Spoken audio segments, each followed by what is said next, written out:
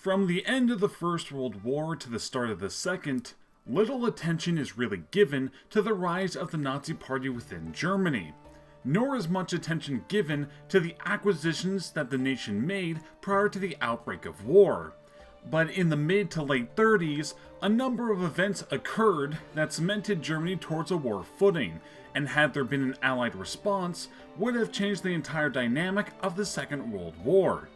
In this video, we will be discussing the remilitarization of the Rhineland. Before we get started, this video is going to be largely talking about the background information that led up to the remilitarization, as the actual event itself doesn't have too much to really talk about.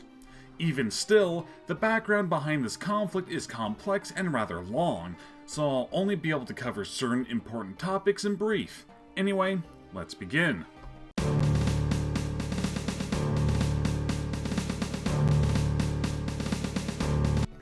The Rhineland had been occupied by Allied troops in the immediate aftermath of the First World War. This occupation was meant for two reasons. One, to help prevent a possible German attack, and to act as an assurance that Germany would pay the reparations demanded during the Treaty of Versailles. The occupation was to last 15 years. This occupation was up to the Rhine River, with 4 bridgeheads on the right end of the river.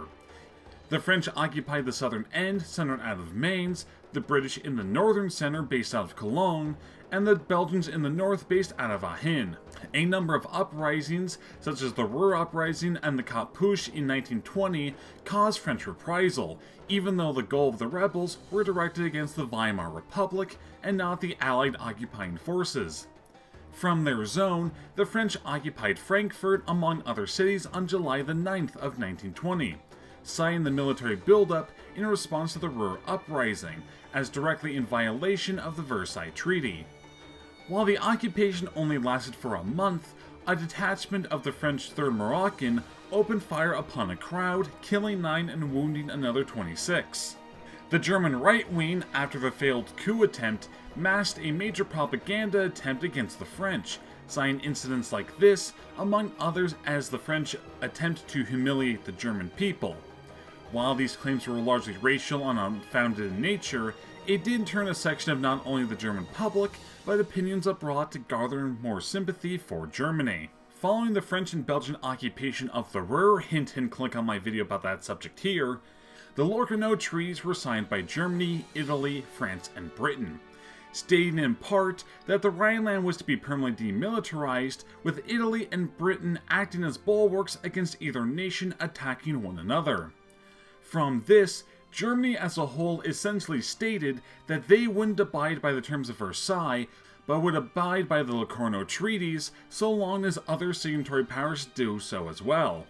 Come 1929, German Foreign Minister Gustav Stresemann announced that Germany would not continue reparation payment under the Young Plan, which was established following the Ruhr occupation. If Allied troops continued to occupy the Rhineland under the Versailles Treaty, it was stipulated that troops would stay within the region until at least 1935, but the British managed to convince the French Premier to withdraw the troops in 1930, just as the Germans had requested. By 1933, France had instead decided to try and make a series of alliances to block in Germany. This was helped by the rise of the Nazi Party within Germany itself, and their anti-communist message and ideal of Lebensraum to the east. This pushed the Soviets to ally themselves, albeit loosely, to the French, and stop assisting Germany in the rearmament, which had been ongoing since 1921. The Italians, aside from their own signing of the Locarno treaties, also had conflicting interests with Germany over the fate of Austria, both of which wanted to absorb the nation into their sphere of influence or outright annex, which nearly sparked war between the two during the July Putsch of 1934. The French and the Soviets signed an alliance the following year, which, claimed the Germans, was in direct violation of the Locarno Treaty, and this was used as a pretext for the remilitarization, but it wasn't the only factor. In 1935 was the Abyssinia Crisis. Long story short, that will be covered in another video. Italy invaded the only non-colonial nation in Africa, and the one that had been largely independent in one way or another. Sorry, Liberia, you don't make the list. Italy had tried this before in the late 1890s and failed, which will also get its own video, and attempted again 40 years later. This time they kinda succeeded, but really pissed off the British in the process, and tensions between the two states nearly erupted into war. This, combined with the fact that France was in the middle of political turmoil and Germany was in the middle of another economic recession, was gauged as the best opportunity to raise the Rhineland issue once again back in Germany. They believed that a major foreign policy victory would bolster the regime's popularity with the public, which was massively wavering. Italy was seen as the main hinge in regards to French and British response, so if Italy wouldn't fight Germany over the Rhineland, it was thought that neither France or Britain would either. To this end, Mussolini assured the German diplomats that Italy wouldn't seek any action against them. As you know, they were sort of busy in Africa, and Poland stated that they would only act if the French acted.